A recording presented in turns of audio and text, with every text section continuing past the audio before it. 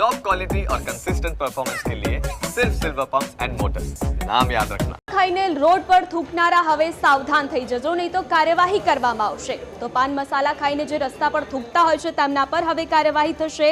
અમદાવાદમાં હવે જાહેરમાં ગંદકી કરનાર સામે કાર્યવાહી થશે। જાહેર રોડ પર થૂકનારાઓ પર એએમસી હવે નજર રાખશે। સીસીટીવીથી રોડ પર થૂકનારાઓ પર હવે નજર રાખવામાં આવશે। જાહેરમાં થૂકનારને હાલ 100 રૂપિયાનો દંડ પણ ફટકારાશે।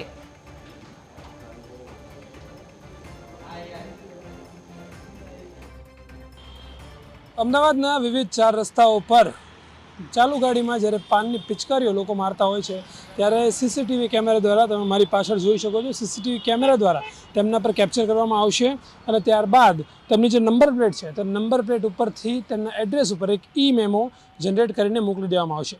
આ ઈ મેમોમાં 100 રૂપિયાનો દંડ છે તો તેમને ભરવાનો રહેશે।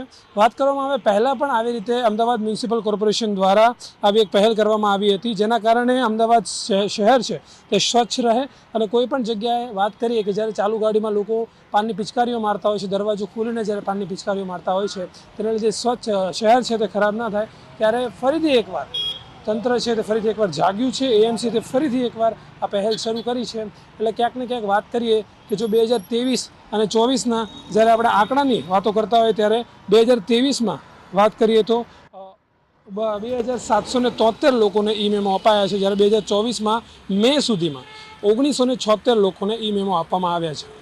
મે બાદ 2024માં અત્યારે વાત કરીએ આપણે કે લોકોને છે તો ફરીથી એકવાર આ જે કેમેરા છે તેના દ્વારા તેમને કેપ્ચર કરવામાં આવશે અને તેમને છે આ ઈ મેમો જનરેટ કરીને ઘરે મોકલી દેવામાં આવશે।